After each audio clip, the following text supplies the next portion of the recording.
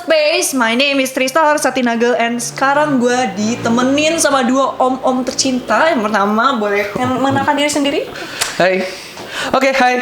Thank you Nagel untuk waktu dan tempatnya. Nama gue Sindu. Dan kebetulan berkecimpung di dunia peragensian ya sebenarnya ya. Ya, tapi bukan agensi model, kita marketing agency ya. Emang, tapi kalau misalnya ada model-model mau join boleh sih. Silakan. Berat. Mr. Gerald dari Ambon. Ya. Gue udah dikenalin udah sama Sindu. Oh iya, lupa gue. Ya, Jadi kata aja. Ya. gue nyedikat. Gue Gerald gitu kan. Dulu belajar film aja sih, ya nggak, kita semuanya coba-coba aja dulu. Tapi ya sekarang lagi konsentrasinya skrip analisis ya. Analisis ya. Analisis. Yes. Gimana Nagel? Apa yang bisa om-om ini bantu sebenarnya sih? Apa tuh? Nah, jadi sebenarnya hari ini Nagel ngundang om-om yang tercinta ini untuk berdiskusi bersama Nagel karena to be really honest, gue lagi kesel. Gimana tuh? Ayo. Kesel. Cerita sama om sekarang. Om seruput kopi. Bentar. Jijik banget sih. Wah. Jadi nih ya, ada salah satu orang di Indonesia yang namanya Ferdian Paleka. Udah denger belum? Udah denger belum? Gila. Kalian tahu gak sih? Asing. Luar biasa ya. Dan ini emang kita juga udah lihat sih, nggak bohong ya maksudnya. Begitu kita lihat sosmed kita di Instagram Explore semuanya nongol kayak gitu segala macam. Kan? Aduh, gila sih ini sebenarnya. Nah, kalau dari klaimnya dia sih sebenarnya ini katanya prank-prankan doang.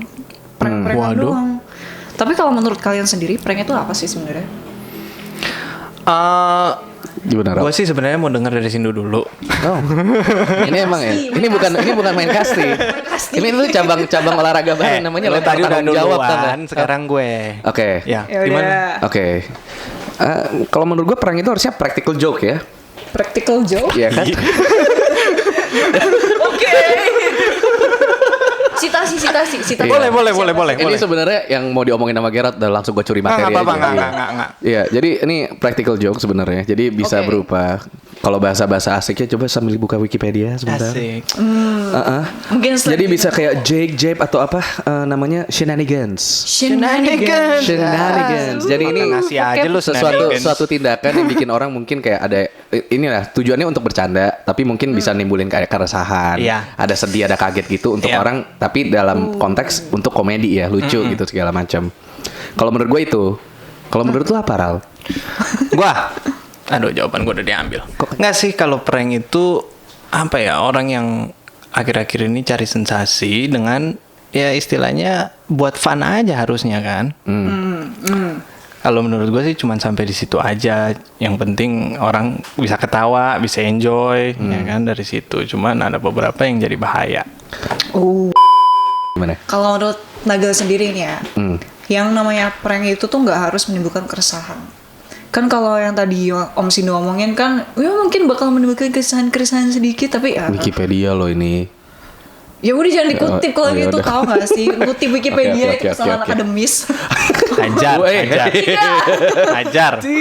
Nggak boleh. Dicoret sama nggak menimbulkan keresahan, baik. Nggak boleh nimbulin namanya keresahan. Kan kalau prank itu kan ya jokes aja, cuma main-main aja, dan harusnya nggak nimbulin yang namanya harm. Baik dari diri sendiri ataupun ke orang lain. Nggak boleh kayak gitu-gitu.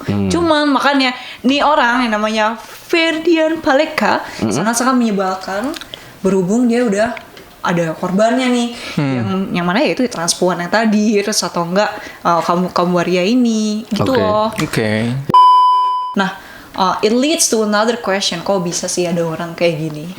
How does he even exist in this world? Tentu karena hubungan antara kedua orang tuanya mungkin ya. Enggak, bukan itu. Bukan, oke. Sorry, gue meskipun praktikal banget sih, dok. Iya. Pertanyaan Nagel nih gimana nih? Menurut gue menarik nih. Kenapa sih bisa ada orang kayak gini gitu? Kenapa bisa ada buah jeruk? Ditanam bro. Iya enggak, sorry. Kalau gue ngelihat ya dari segi karakteristik orang lah, kita relate ke film yang gue tahu ya dari naskah.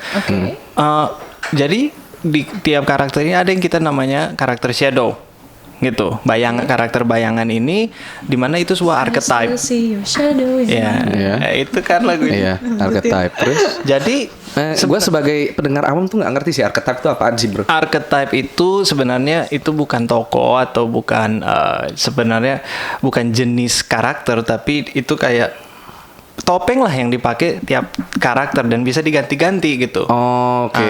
Kayak contohnya di satu film karakter utama dia mesti melakukan hal jahat, kesannya hanya untuk menyelamatkan pilihan dia. I see. Moral gitu. Betul. Terus balik lagi ke hal ini. Kalau menurut gue sih antara alasannya dia ini atau apa, manusia itu kompleks ya. Gitu kan. True. Tapi pada dasarnya ini semua mungkin ada kesempatan. Itu aja. Kesempatan. Nah, kalau di film kan gitu, kita menyodorkan itu di sebuah kesempatan pilihan di mana ini lagi momennya begini, ya udah. Kenapa enggak? Oh, jadi kalau misalkan dari situasinya si Ferdian Paleka ini, dia melakukan hal yang tidak baik ini karena ada opportunity doang. Bisa jadi sebagai step pertama gitu kan. Oke. Jadi kayak gue inget waktu gue kecil dulu ya, kalau gue nyium yang namanya bau dari McDonald, langsung menggila. Itu nggak gue cuman bangun satu hari langsung begitu. Oke. Ya nggak, gue lihat iklan, gue lihat M warna kuning, ya kan? Yeah. True. Nah sekarang kita bicara apakah dia udah terbentuknya dari begitu? Ya kan, gue ngelihatnya kayak seseorang. Kalau gue teman dekatnya, apakah gue akan berpikir dia itu seseorang yang iseng? Bisa gitu. jadi. Kalau dari yang kita lihat sih, kan dia kan nggak melakukan aksi itu sendiri kan, tapi sama teman-temannya juga. Mungkin teman-temannya juga agak. Jadi mungkin untuk kita tahu lebih banyak tentang Ferdian Paleka, kita coba hubungi orang tuanya sekarang. Gak ada ya, biar kayaknya kayak ini lah reality show ya. Gue sampai nunggu loh. Tapi bener sih sebenarnya kalau misalnya dibilang mungkin emang market Indonesia tuh sukanya orang-orang yang rusuh ya. Kalau dari Nagel sendiri sih, menurut Nagel, there is something more that we love than peace and harmony. Okay. Apa itu? Drama. Kita suka drama yang bagus, drama yang berkoar-koar, drama yang. Ya makanya drakor tuh ini banget ya. Iya. Drakor naik banget ya. Sangat. Korea. Tapi kayak gimana ya, kecintaan orang-orang kita terhadap drama ini kan justru yang menjadi engine untuk orang-orang nggak bener kayak gini, jadi mereka maju toh. Dan instead of orang-orang baik creating content yang bagus yang harusnya bisa ngalahin orang-orang jelek ini, kenapa kok they don't gitu nggak sih? Kalau menurut Om Gerald gimana nih? Oke, tapi sabar, gue cuman mau ada pikiran begini nih. Kayak dari tadi kan yang kita spotlight itu kan viewers. Oke, tapi sekarang pertanyaan yang gue pengen lihat, viewersnya ini mereka ngelihat ini dan ada komen atau ada apa, ada reaksi lah dari penonton itu karena simpati terhadap korbannya, atau mereka suka karena aksinya, gitu loh. Jadi kalau pandangan itu berbeda, jadinya kan kita nggak lagi menyalahkan mereka mau kayak tadi drama. Oke, kita suka drama, cuman kebanyakan orang yang menonton ini point of view-nya apa? Kalau yang gue lihat sih mereka nggak ada yang setuju. Gitu. Ada sih yang setuju, tapi ya dikit lah. Cuman menurut gue sih lebih ke ada itulah yang gue suka ya dari orang-orang di sini nih. Bedanya dari orang di luar, kita lebih memperhatikan juga kesetaraan gitu loh. Adil satu sama lain. Equalizer ya. Iya, itu yang kadang-kadang itu film sih. Terus Denzel Washington. Yes. Only in theater cinema. Kok gue jadi promo? Ya tapi bener sih, kayak kalau gue lihat bener kayak di viewers pasti ada yang kayak, lu tau kan Gil, yang kayak mereka komen nunjukin simpatinya karena mereka pengen show. Itu cara mereka ekspresi kayak gue peduli nih sama waria yang transpuan yang di iniin gitu loh. Gue kesel sama ini. True. Nah cuman mungkin apakah ada, tapi dilema juga ya. Maksudnya mungkin apakah ada cara untuk mengalihkan engagement ini tuh untuk enggak bantu dongkrak si pamor. Nah ini dia. ini ya. Even hate comments are comments. There's still comments and there's still engagement. Menarik ya. Kamu umur berapa sih, Nagel? 19 ya? Dewasa. Umur berapa, Om? Gue pas 19 main ini paling Dota gitu. Ini anak umur 19 sekarang tuh lebih cepet gede atau gimana sih bikinnya podcast bahasnya kayak gini, serius amat ya. Gue jadi kayak gila. Inisiatif apa nih yang ngedorong lu sih sebenarnya? Gue penasaran juga sih. Kalau personal aja ya, kalau personal aja sebenarnya capek sih. Capek ya. Capek banget, capek hati sumpah. Gara-gara kalau kita lihat di media-media TV atau misalnya YouTube dan sebagainya, kan pasti kan orang-orang yang nggak baik lah istilahnya, mereka tuh tenar kan. Sementara orang-orang dengan konten yang bagus-bagus itu tenggelam justru. Mungkin yang harusnya jadi pertanyaan selanjutnya adalah apakah ini cuma terjadi di Indonesia doang? Oke. Cuma di Indonesia doang. Apakah seorang Ferdian ini adalah satu-satunya makhluk yang di seluruh dunia yang berpikir seperti ini, atau emang ada di dunia juga ada gitu? Pernah nggak sih ada kasus-kasus kayak gini? Tahu nggak? Kalau yang gue tahu sih Di Amerika gimana? dulu itu oke, tapi kita mesti mengerti zamannya waktu itu kan kayak YouTube udah ada, udah mulai. Tapi 2012, 2013 itu masih banyak orang yang lebih gampang naik, gitu. Dan di sana itu kulturnya itu kan lebih hangat lah ya sama namanya prank, karena itu udah di establish dari zaman kita kuliah, gitu loh. Oh itu sesuatu yang fun loving lah, nggak berat. Orang-orang kayak Jack Paul, terus yang dia pakai hoodie, terus tangannya palsu, yang sebelah kanan, yang sebelah kiri, yang kanan dia nyoel pantat gitu loh. Tapi pas ceweknya nengok nggak, tapi ujung-ujungnya kan dia ditangkep gitu. Atau ada yang dia lari ke dalam toko, terus dia ngambil dia lari, atau dia nyamperin orang dia langsung jambret. Gue lupa namanya siapa. Tapi masih ada Instagramnya. Dan sekali salah ketemu orang, salah pukul, dia buka pintu, salah hantam, sabar dulu. Oh iya, oke. Ntar gue lupa. Dikeroyok. Dia buka pintu, terus yang keluar senjata. Senjata tajam atau tumpul? Gue nggak tahu, gue nggak di situ soalnya. Ya nggak penasaran. Ditembak bro. Senjata api berarti. Iya. Oke. Kalau misalnya berarti kita tahu kalau ini tuh nggak cuman di Indonesia aja kan, tapi di luar negeri juga kan. Iya. Dan Indonesia sebenarnya juga banyak ya tadi Nigel bilangnya. Nah di Indonesia tuh juga banyak banget yang kayak gitu. Makanya that motivates me to also make this podcast with both of you guys. Oke. Sebenarnya Nagel lupa sih untuk mengatakan apresiasi Nagel kepada om-om kedua ini yang sudah mau dijadikan bahan pelampiasan Nagel dengan podcast ini. Kita yang bahan pelampiasan emang ngobrol ya. Emang apa nih bahan pelampiasan? Amplas kan.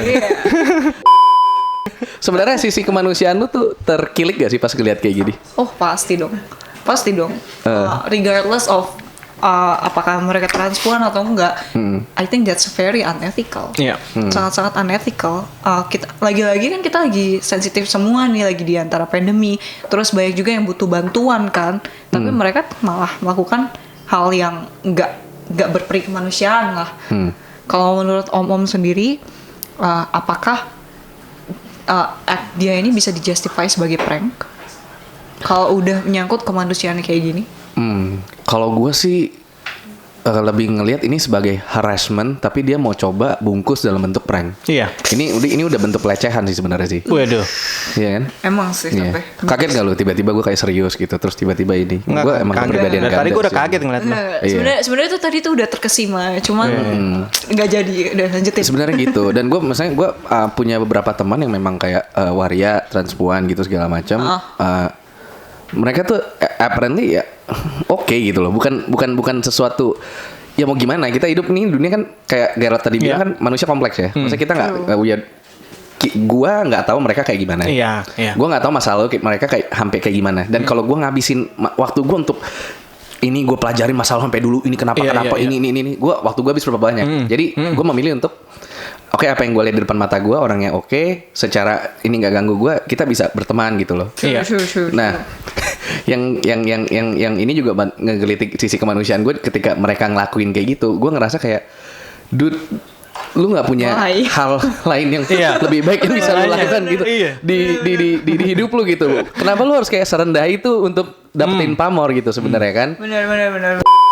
Nggak sih, kalau buat gue ini udah nggak prank lagi. Bukan ya? Karena gini, lu bisa melakukan sesuatu untuk kelucuan, untuk misalkan gue ngerti lah pandemi semua stres. Lu mau kasih di rumah itu suguhan buat ya kita nggak usah, jangan terlalu stres. Gue ngerti di situ, cuman dengan lu menargetkan segrup yang memang udah sensitif isu, ya, dan juga lu bisa banyak pilihan lain. Lu siram air ke orang yang lewat jalan depan rumah lu juga sebenarnya udah kelewatan, tapi masih bisa itu dijadikan hal lucu mungkin karena kan mesti disinfektan, lu siram aja sekalian, gitu loh. Ada banyak cara lu bisa ke situ, tapi lu nggak mau. Sama dengan di script writing kan. Kalau orang udah mulai males, mereka nggak breakdown lagi dengan benar karakternya. Langsung dibikin aja. Itu karakter jahat. Mantep. Gitu loh. Ngapain lu bikin film? Nah, tapi kan kalau gua ngelihatnya dari sisi setiap action ini pasti kayak kalau ada api pasti ada asap, ada api gitu kan. Dia pasti begini maksudnya udah nggak bagus menurut gue. Jadi udah nggak consider sebagai prank ya? Udah nggak. Crime ini ya? Iya. Harusnya bikin kapok sih. Kalau itu dari sisi Ferdiannya harusnya kapok sih ya. Harus banget. Tapi kayak selain dari dia di penjara, mungkin dia harus community service juga. Iya. Biar dia kayak ngerti bagaimana sih how the social life supposed to be like. Instead of dia kayak cuman ngelakuin hal hehehe doang. Iya, ntar dikasih ini bohong, kabur lagi. Ini mengutip dari Om Sindu. Mengutip dari Om Sindu katanya generasi kita itu generasi yang cepat lupa kalau dibandingkan sama generasi yang sebelumnya. Gitu, Nduk. Iya, karena ini sorry ya, ini bukan dari bahan penelitian, ini dari pengamatan pribadi gue aja sebenarnya sih. Jadi karena begitu banyak konten yang masuk ke kita ini kayak udah banjir konten, banjir informasi gitu loh. Benar. Jadi kecenderungan kita untuk kayak nge-replay satu memori dengan memori baru itu lebih tinggi. Betul. Dibandingkan dulu. Kalau dulu kan gue rutinitas gue ini banget tuh, Minggu pagi. Ada jamnya? Iya, nonton Doraemon jam segini, habis itu Dragon Ball jam segini, terus ini. Kalau sekarang gue tinggal di mobil, di apa, aksesibilitasnya lebih gampang ya jadinya. Gitu loh. Nah, jadi kalau sekarang gue bilang orang yang cepat lupa, karena gue ngeliat banyak banget sekarang orang bikin habis itu udah lupa. Benar. Ada yang video bokepnya keluar, ada yang bikin prank di sana ini lupain, ada yang pokoknya semuanya udah kayak karena udah terlalu banyak too many things going on gitu, jadi lebih cepat lupa gitu sih. Cuman itu akhirnya jadi toxic nggak sih, orang generasi kita tuh bukan kayak sincerely minta maaf, tapi akhirnya upload something bad, get famous, terus klarifikasi, terus akhirnya everybody forgets what they have done. Terus kayak langsung continue move on with their lives. Dan perhatiin deh, setiap kalimat klarifikasi mereka keluar, saya mohon maaf sekali lagi semuanya karena saya melakukan itu tidak sengaja. Mana tidak sengaja? Benar. Iya kan, semuanya jadi kayak. Iya. Jadi gue nggak ngerasa mereka sincere gitu loh. Ini kan lagi bulan-bulan puasa nih, gue rasa setan juga kayak I don't want to claim them as my own gitu. Mereka kayak udah takut duluan kayak ini apaan sih nih orang, gue nggak ngapa-ngapain. Jadi setan aja ngerasa udah kalah jahat ya sama ini orang-orang. Apaan sih? Itu cukup ini ya, cukup dark ya. Nih, tapi kan pernah ngobrol sama setan gimana? Ini lagi ngobrol. Tapi intinya yang gue tangkap sih dari semuanya tadi, ini intinya yang si Ferdian lakuin bukan prank sama transpuan tapi prank pada kemanusiaan itu sendiri ya. Betul. Berarti emang udah udahlah ya. Udah kelewatan aja. Terus Nagel, gimana nih? Kalau kan gue sama Gerald nih udah di angkatan, kan kita dari analog ke digital gitu ya. Kita di tengah-tengah nih sebenarnya. Kita ngalamin yang namanya disket, yang namanya kayak main Snake yang itu tau kan? Semuanya nih. Nah, kalau juga ngalamin. Nah, kalau Nigel kan Nagel kan Nagel kan lebih kayak ya kesini udah lebih digital kan ya, betul. Lebih digital gitu ya. Nah, gue mau nanya nih sebenarnya, kalau misalnya Nagel, gue nanya untuk kira-kira apa sih yang bisa bikin ini supaya ini Ferdian berikutnya itu nggak apa namanya nggak nongol lagi gitu loh ibaratnya. Jadi ini kan kalau gue concern aja, cuman karena gue merasa gue nggak bisa 100% relate dengan generasi yang sekarang, karena maksudnya gue ada yang sebagian di ini juga di masa yang sebelumnya gitu. Jadi gue pengen tahu sih sebenarnya. Tapi beneran deh yo. Apakah kita emang harus kasih kurikulum baru kayak bermedia sosial? Cara mengajarnya bisa gitu. Sih. Jadi etika bermedia sosial gitu ya. Betul juga sih sebenarnya. Jadi kayak pelajaran kayak PPKN kali ya. Bukan PPKN ya, kalau PPKN kewarganegaraan ya. Apa sih dulu sosiologi? Iya Pak. Apa sih? Gimana Pendidikan ya? Pendidikan ya. Mungkin kita harus balik lagi ke pendidikan. Gimana ya? Mungkin nggak secara eksplisit kita bilang media sosialnya, karena mungkin mereka Ya, people will figure out how to use it anyways. Dan itu platform juga, platform nggak salah sebenarnya kan ya? It's not the platform's fault, karena emang YouTube juga kalau seperti ini kan pakai YouTube kan. YouTube ini emang udah digunakan untuk hal-hal yang baik, untuk influence people to do good things. Jadi kita nggak bisa nyalain platformnya ataupun aturan-aturan yang udah dikeluarin sama platformnya. Jadi mungkin kalau yang gue lihat dengan adanya era digitalisasi dan Pak Nadiem kemarin itu memberlakukan perubahan mungkin cara belajarnya, karena digital ini kan udah sampai nih kita di sini. Gitu. Lo nunjukin ke bocah-bocah buku dan lain-lain, mungkin buat mereka nggak atraktif lagi. Buat mereka apaan nih? Gitu loh, mendingan gue megang iPad. Bener, lebih mahal juga kan? Jadi intinya bukan salah pelajarannya. Iya. Ya, mahal sih mahal, cuman ya bagaimana ya mereka lihat temennya. Masa Sintong punya gua kagak. Iya. Berarti emang dari orang-orangnya aja ya yang harus ditingkatin bagaimana how to make them interested in something good rather than something very very much useless. Iya. Ya, jadi emang dari edukasi sih sebenarnya. Jadi lo emang juga setuju dengan perubahan edukasi itu ya? Setuju banget.